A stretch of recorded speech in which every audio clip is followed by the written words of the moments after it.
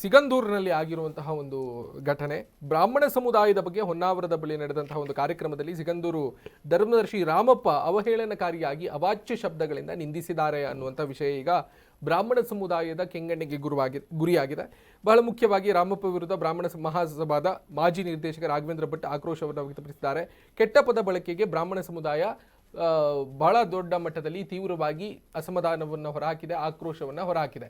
ಸಂಬಂಧಪಟ್ಟ ಹಾಗೆ ರಾಮಪ್ಪ ಮಾತನಾಡಿದ್ದಾರೆ, ಏನು ಮಾತನಾಡಿದ್ದಾರೆ ಅನ್ನೋದನ್ನು ಕೇಳ್ಕೊಂಡು ಬಂದು ಈ ರೀತಿಯಾಗಿ ಬ್ರಾಹ್ಮಣ ಸಮುದಾಯದ ವಿರುದ್ಧವಾಗಿ ಇಷ್ಟೆಲ್ಲ ಕೆಂಡಕಾರುವಂತಹ ಮನಸ್ಥಿತಿ ಅವ್ರಿಗೆ ಯಾಕೆ ಬಂತು, ಅದರ ಚರ್ಚೆ, ಬ್ರಾಹ್ಮಣ ಸಮುದಾಯವನ್ನೇ ಉಳಿದವರೆಲ್ಲರೂ ಕೂಡ ಗುರಿಯಾಗಿ ಇಟ್ಕೊಳ್ಳೋದು ಯಾಕೆ ಅನ್ನೋದ್ರ ಬಗ್ಗೆ ಚರ್ಚೆ ಮಾಡೋಣ.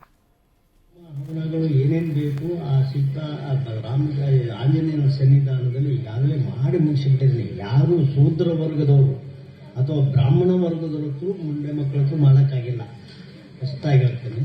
ಆದರೆ ನಾನು ಮಾಡಿ ಮುಗಿಸಿದ್ದೀನಿ ಅಂತ ಅಂದರೆ ಒಂದೇ ಒಂದು ನನ್ನ ಯಾವುದೋ ಜನ್ಮದ ಪುಣ್ಯದ ಫಲ. ಇವತ್ತು ಸಿಗಂದೂರು ದೇವಿ ಅಂತ ಹೋಮ ಹವನಗಳು ಏನೇನು ಬೇಕು ಆ ಸಿದ್ಧ ಆಂಜನೇಯನ ಸನ್ನಿಧಾನದಲ್ಲಿ ಈಗಾಗಲೇ ಮಾಡಿ ಮುಗಿಸಿಬಿಟ್ಟಿದ್ದೀನಿ. ಯಾರು ಶೂದ್ರ ವರ್ಗದವರು ಅಥವಾ ಬ್ರಾಹ್ಮಣ ವರ್ಗದವರು ಮುಂಡೆ ಮಕ್ಕಳಕ್ಕೂ ಮಾಡೋಕ್ಕಾಗಿಲ್ಲ, ಹೊಸದಾಗಿ ಹೇಳ್ತೇನೆ. ಆದರೆ ನಾನು ಮಾಡಿ ಮುಗಿಸಿದ್ದೀನಿ ಅಂತ ಅಂದರೆ ಒಂದೇ ಒಂದು ನನ್ನ ಯಾವುದೋ ಜನ್ಮದ ಪುಣ್ಯದ ಫಲ. ಇಲ್ಲಿ ಸಿಗಂದೂರು ದೇವಸ್ಥಾನದ ಧರ್ಮದರ್ಶಿಗಳು ಅಂತ ಹೇಳುವಂತಹ ರಾಮಪ್ಪನವರು ಬ್ರಾಹ್ಮಣ ಸಮುದಾಯದ ಬಗ್ಗೆ ಒಂದು ಅವಾಚ್ಯ ಶಬ್ದಗಳಿಂದ ನಿಲ್ಲಿಸಿರೋದು ಅಂತ.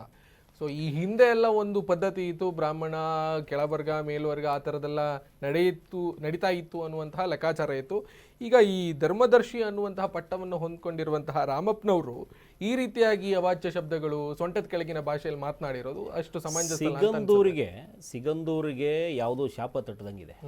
ಆಡಳಿತ ಮಂಡಳಿಯಲ್ಲೂ ಗೊಂದಲ, ಅಲ್ಲಿ ದೇವಸ್ಥಾನಕ್ಕೆ ಯಾವುದೋ ಶಾಪ ತಟ್ಟದಂಗಿದೆ. ಯಾಕಂತಂದ್ರೆ ಈಗಾಗಲೇ ಪೂಜದ ವಿಚಾರದಲ್ಲಿ, ಹುಂಡಿ ಕಾಣಿಕೆ ವಿಚಾರದಲ್ಲಿ ಸಿಗಂದೂರಲ್ಲಿ ಅರ್ಚಕರು ಮೈಕೈ ಹೊಡ್ಕೊಂಡಿದ್ರು, ಹೊಡೆದಾಟಗಳನ್ನ ನಾವು ನೋಡಿದ್ವಿ.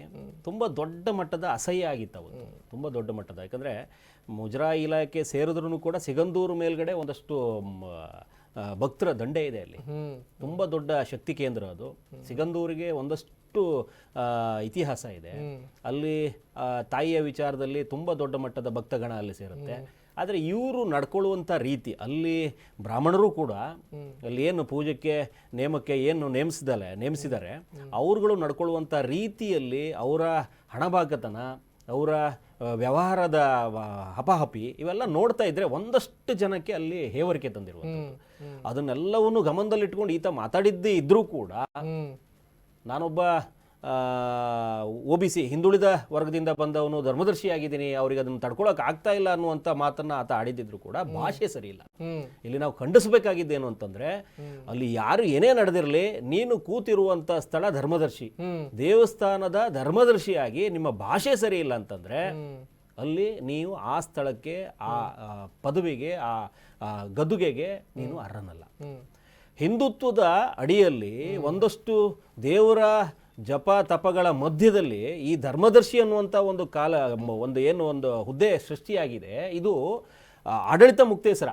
ಅಂದರೆ ಆ ದೇವಸ್ಥಾನದ ಪೂರ್ತಿ ಆಡಳಿತ ವ್ಯವಸ್ಥೆ ಆತನ ಅಡಿಯಲ್ಲಿ ಬರುತ್ತೆ. ಎಲ್ಲವನ್ನೂ ನೋಡ್ಕೊಳ್ಳುವಂಥ ವ್ಯಕ್ತಿ, ನಿನಗೆ ಸರಿಯಾಗಿಲ್ಲ, ಒಂದು ಇಡೀ ಸಮುದಾಯವನ್ನು ಯಾರೋ ಒಬ್ಬ ಮಾಡಿದ್ದಕ್ಕೆ ಇಡೀ ಸಮುದಾಯವನ್ನೇ ನೀವು ಹೇವರಿಕೆ ಬರುವಂತೆ ನಡೆಸ್ಕೋತೀರಿ, ಒಂದು ಕೆಟ್ಟದಾಗಿ ಭಾಷೆ ಪ್ರಯೋಗ ಮಾಡ್ತೀರಿ ಅಂತಂದರೆ ಮೊದಲು ನಿಮ್ಮಂಥವ್ರನ್ನ ಆಚೆ ಇಟ್ಟು ಹಿಂದುತ್ವ ಮಾಡಬೇಕಾಗಿ.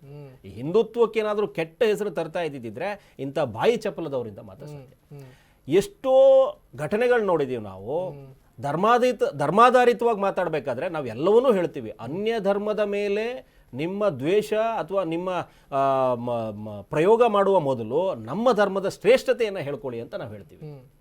ನಿನ್ನ ಧರ್ಮ ಯಾವುದೇ ಇರಲಿ, ನಿನ್ನ ಧರ್ಮದ ಶ್ರೇಷ್ಠತೆಯನ್ನು ಹೇಳು, ಅದ್ರ ಭಯದ ವಾತಾವರಣ ಹುಟ್ಟಿಸ್ಬೇಡ, ಹೇವರಿಕೆ ತರುವಂತೆ ನಡ್ಕೋಬೇಡ ಅನ್ನುವಂತ ನಡ್ತೀವಿ. ಇಂಥ ರಾಮಪ್ಪ ಅಂತ ವ್ಯಕ್ತಿಗಳನ್ನ ನಾವು ಧರ್ಮದರ್ಶಿಯಾಗಿ ಕೂತು ಹಿಂದುತ್ವದಲ್ಲಿ ಏನೂ ಕಲಿಬೇಕಾಗಿಲ್ಲ. ಭಾಷೆ ಇಲ್ಲದವನನ್ನ ಕರೆದು ಹಿಂದುತ್ವದ ಅಡಿಯಲ್ಲಿ ಒಂದು ದೇವಸ್ಥಾನದ ಚುಕ್ಕಾಣಿಯನ್ನು ಕೊಟ್ಟಾಗ ಆತನಿಂದ ಏನ್ ನಿರೀಕ್ಷೆ ಮಾಡ್ತೀರಿ ನೀವು? ಏನ್ ನಿರೀಕ್ಷೆ ಮಾಡಕ್ ಸಾಧ್ಯ? ಇಂಥ ರಾಮಪ್ಪ ಅಂತವ್ರನ್ನ ಮೈಕ್ ಮುಂದೆ ನಿಲ್ಲಿಸೋದನ್ನ, ಮತ್ತೆ ಇಂಥ ದೇವಸ್ಥಾನಗಳ ಚುಕ್ಕಾಣಿ ಕೊಡೋದನ್ನ ನಿಲ್ಲಿಸಬೇಕು. ಆ ಊರಿನವ್ರು ಒಗ್ಗಟ್ಟಾಗಬೇಕು. ಒಂದು ಸಮುದಾಯ ಅಂತಲ್ಲ, ಇಡೀ ಹಿಂದೂ ಸಮುದಾಯದವರು ಇವರ ಭಾಷೆಯನ್ನ ಪರಿಣಾಮಕಾರಿಯಾಗಿ ತಗೋಬೇಕು. ಬ್ರಾಹ್ಮಣ ಸಮುದಾಯ ಒಂದೇ ಅಲ್ಲ, ಹಿಂದೂ ಸಮುದಾಯ ಅನ್ನುವಂಥದ್ದು ಬ್ರಾಹ್ಮಣರಿಗೆ ಮಾತ್ರ ಸೀಮಿತ ಅಲ್ಲ. ಅದನ್ನ ಆ ಈಡಿಗ ಸಮುದಾಯದ ರಾಮಪ್ಪ ಏನಿದ್ದಾರೆ ಧರ್ಮದರ್ಶಿ ಅಂತ ಹೇಳ್ಕೊಳ್ತಾರೆ, ಅವರು ಪರಾಮರ್ಶೆ ಮಾಡ್ಕೋಬೇಕು. ನನ್ನ ಹೇಳಿಕೆ ಏನಿದೆ ಸಾರಾಸಗಟಾಗಿ ಮಾಧ್ಯಮದ ಮುಂದೆ ಬಂದು ಅವರು ಕ್ಷಮೆಯಾಚನೆ ಮಾಡಬೇಕು. ಒಂದು ವರ್ಗದ ಒಂದು ಸಮುದಾಯವನ್ನ ಟೀಕಿಸಬೇಕಾದ್ರೆ ಬ್ರಾಹ್ಮಣ ಸಮುದಾಯವನ್ನ ತುಂಬಾ ಕೆಟ್ಟದಾಗಿ ಹೇಳಿದ್ದಾರೆ. ಯಾವುದೇ ಸಮುದಾಯ ಇರಲಿ, ಕೊಡುಗೆ ಅನನ್ಯವಾಗಿರುತ್ತೆ. ಯಾರೋ ಒಬ್ಬ ಮಾಡಿದ ತಪ್ಪಿಗೆ ಇಡೀ ಒಂದು ಸಮುದಾಯವನ್ನ ಯಾವುದೋ ಒಂದು ಬಾಯಿ ಚಪಲಕ್ಕೆ ತೀರಿಸ್ಕೊಳ್ಳುವಂತ ಒಂದು ಸಂಗತಿ ಬಂದಿದೆಯಲ್ಲ, ಇದು ಧರ್ಮದರ್ಶಿ ಆಗೋದಕ್ಕೆ ಅಯೋಗ್ಯರು. ಇವರನ್ನ ಕಿತ್ತು ಒಗದಲ್ಲಿ ಮಾತ್ರ ಹಿಂದೂ ಸಂಪ್ರದಾಯದಲ್ಲಿ ನಾವು ಇನ್ನೂ ಏನು ನಂಬಿಕೊಂಡು ನಂಬಿಕೆ ಹಾದಿಯಲ್ಲಿ ಹೋಗ್ತಾ ಇದ್ದೀವಿ. ಹಿರಿ ಗುರುವರು ಸಮುದಾಯದ ಅಡಿಯಲ್ಲಿ, ನಮ್ಮ ಸಂಪ್ರದಾಯದ ಅಡಿಯಲ್ಲಿ, ಸಂಸ್ಕೃತಿಯ ಅಡಿಯಲ್ಲಿ ನಾವು ಹಿಂದೂ ಧರ್ಮವನ್ನು ಕಟ್ಟುತ್ತೀವಿ ಅನ್ನುವಂಥ ಕಲ್ಪನೆಯಲ್ಲಿ ಯಾರಿದಾರೋ, ಸನಾತನದ ಅಡಿಯಲ್ಲಿ ಬದುಕ್ತೀವಿ ಅಂತ ಯಾರಿದಾರೋ ಅಂಥವ್ರೆಲ್ಲ ಕೂತು ಚರ್ಚೆ ಮಾಡಬೇಕು. ಇಂಥ ಬಾಯಿ ಹರುಕರನ್ನ ದೂರ ಇಡುವ ಪ್ರಯತ್ನ ಮಾಡಬೇಕು. ಅಲ್ಲ, ಈಗ ಸಿಗಂದೂರು ಮಾತ್ರ ಅಂತಲ್ಲ, ಎಲ್ಲಾ ಕ್ಷೇತ್ರಗಳಲ್ಲೂ ಕೂಡ ಆಡಳಿತ ಒಂದು ವರ್ಗದ ಕೈಯಲ್ಲಿರುತ್ತೆ. ಪೂಜೆ ಮತ್ತು ಪುನಸ್ಕಾರ, ಅಲ್ಲಿಯ ನೀತಿ ನಿಯಮಗಳ ಅದರ ಪ್ರಕಾರವಾಗಿ ನಡೆಸಿಕೊಳ್ಳುವುದಕ್ಕೆ ಬ್ರಾಹ್ಮಣರ ಕೈಯಲ್ಲಿ ಇರುತ್ತೆ ಅಂತ.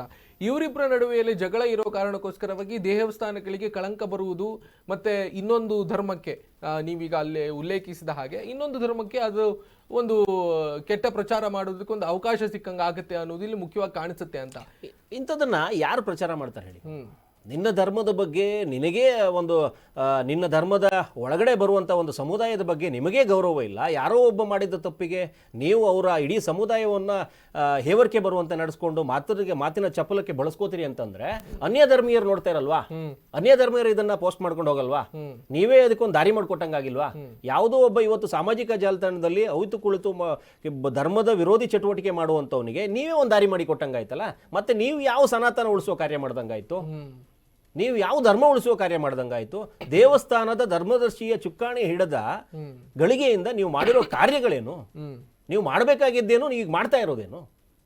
ಒಂದು ದೇವಸ್ಥಾನದ ಅವ್ಯವಸ್ಥೆ ಅಡಿ ಇದೆ ಅಂತ ಆದ್ರೆ ಅದನ್ನ ವ್ಯವಸ್ಥಿತವಾಗಿ ತರುವಂತ ಪ್ರಯತ್ನ ಮಾಡಬೇಕೇ ವಿನೋ ಒಬ್ಬ ಧರ್ಮದರ್ಶಿ ಬಾಯಿ ಚಪಲಕ್ಕೆ ಮೈಕ್ ಸಿಕ್ಕ ತಕ್ಷಣಕ್ಕೆ ಏನೋ ಮಾತಾಡಿ ಒಂದು ಸಮುದಾಯವನ್ನು ನೋಯಿಸುವಂತ ಕಾರ್ಯ ಮಾಡೋದಿದೆಯಲ್ಲ, ಇದು ಯಾವ ಸಮುದಾಯನೂ ಒಪ್ಪಲ್ಲ. ಬ್ರಾಹ್ಮಣರು ಇವತ್ತು ಸುಮ್ಮನೆ ಕೂತಿರ್ಬೋದು, ಅಥವಾ ಅವರು ಒಂದಷ್ಟು ಶಿವಮೊಗ್ಗದಲ್ಲಿ ಕಂಪ್ಲೇಂಟ್ ಎಲ್ಲ ಆಗಿದೆ ಅಂತೆ. ನಿಜವಾಗ್ಲೂ ಇವ್ರ ಮೇಲೆಲ್ಲ ಕಂಪ್ಲೇಂಟ್ ಆಗಬೇಕು, ಇವ್ರ ಮೇಲೆ ಕಠಿಣ ಕ್ರಮ ಆಗಬೇಕು. ಹಿಂದೂ ಧರ್ಮದ ಉಳಿವಿನಲ್ಲಿ ಇಂಥವರನ್ನ ದೂರ ಇಡುವಂತ ಪ್ರಯತ್ನ ಮಾಡಬೇಕು. ಇಲ್ಲದೆ ಇದ್ದಲ್ಲಿ ಏನಾಗುತ್ತೆ ಅಂತಂದ್ರೆ ಎಲ್ಲಾ ಹಿಂದೂಗಳ ಮೇಲ್ಗಡೆ ಒಂದು ಅಪವಾದ ಬರುವಂತ ಕಾಲಘಟ್ಟ ಬರುತ್ತೆ. ಅಂದ್ರೆ ಇವ್ರಿಗೆ ಯಾರಿಗೂ ಭಾಷೆ ಇಲ್ಲ, ಇವರ ಧರ್ಮದ ಮೇಲೆ, ಇವರ ಧರ್ಮದ ಒಳಗಡೆ ಬರುವಂತ ಸಮುದಾಯದ ಮೇಲ್ಗಡೆ ಇವ್ರಿಗೆ ಗೌರವ ಇಲ್ಲ ಅಂತ. ನಾನು ಹೇಳೋದೇನು ಅಂತಂದ್ರೆ, ರಾಮಪ್ಪ ಅಂತವರಿಗೆ ನಿಮಗೆ ಯಾರಾದ್ರೂ ವ್ಯಕ್ತಿಗತವಾಗಿ ಯಾರಾದ್ರೂ ಒಬ್ರು ತಪ್ಪು ಮಾಡಿದ್ದಲ್ಲಿ ಆ ವ್ಯಕ್ತಿಯನ್ನೇ ಪರಿಗಣಿಸಿ ಮಾತಾಡಿ, ಆ ವ್ಯಕ್ತಿಯನ್ನೇ ಕರೆದು ಮಾತಾಡಿ, ಇಲ್ಲ ಆ ವ್ಯಕ್ತಿ ವಿರುದ್ಧವಾಗಿ ಮಾತಾಡಿ. ನೀವು ಮೈಕ್ ಮುಂದೆ ನಿಂತು ಅದೇ ವ್ಯಕ್ತಿಯ ಚಾರಿತ್ರ ಹರಣ ಮಾಡಿ, ಅದು ನಿಮಗೂ ಮತ್ತು ಅವರಿಗೆ ಸಂಬಂಧಪಟ್ಟಿದ್ದು. ಆದ್ರೆ ಇಡೀ ಸಮುದಾಯ ಯಾವುದೋ ಒಂದು ನಿನ್ನ ಬಾಯಿ ಚಪಲಕ್ಕೆ ತರಿಸ್ಕೊಳ್ಳುವಂಥದ್ದು ಏನಿದೆ, ಇದನ್ನ ಯಾರು ಒಪ್ಪಬಾರದು. ಇಡೀ ಹಿಂದೂ ಸಮುದಾಯ ಇಂಥವ್ರನ್ನ ದೂರ ಇಡೋ ಪ್ರಯತ್ನ. ಅದೇ, ಕೆಲವರಿಗೆ ಅಧಿಕಾರ ಸಿಕ್ಕ ನಂತರ ಒಂದಿಷ್ಟು ಪ್ರತಿಷ್ಠೆಯ ವಿಷಯ ಮುನ್ನೆಲೆಗೆ ಬರುತ್ತೆ ಅಂತ ಅನ್ಸುತ್ತೆ. ಅಲ್ಲಿ ಕೂಡ ಇದೇ ರೀತಿಯಲ್ಲಿ ಬೆಳವಣಿಗೆ. ಅಧಿಕಾರ ಸಿಗೋದು ದೊಡ್ಡ ವಿಚಾರ ಅಲ್ಲ, ನಿರ್ವಹಣೆ ಮಾಡೋದು ದೊಡ್ಡ ವಿಚಾರ. ಇಂಥವ್ರಿಗೆ ನಿರ್ವಹಣೆ ಮಾಡಕ್ ಬರಲ್ಲ. ಅಧಿಕಾರ ಹೇಗೋ ಸಿಕ್ಕಿರುತ್ತೆ, ಸಮುದಾಯದ ಪರವಾಗಿ ಈತ ಇರುವಂತ ಅಥವಾ ಹಿರಿತನಕ್ಕೋ ಏನಕ್ಕೋ ಸಿಕ್ಕಿರುತ್ತೆ. ಅಧಿಕಾರದ ನಿರ್ವಹಣೆಯಲ್ಲಿ ವೈಫಲ್ಯ ಆದಾಗ ಇಂಥ ಬಾಯಿ ಚಪ್ಪಲ್ದವ್ರು ಮುಂದೆ ಬರ್ತಾರೆ.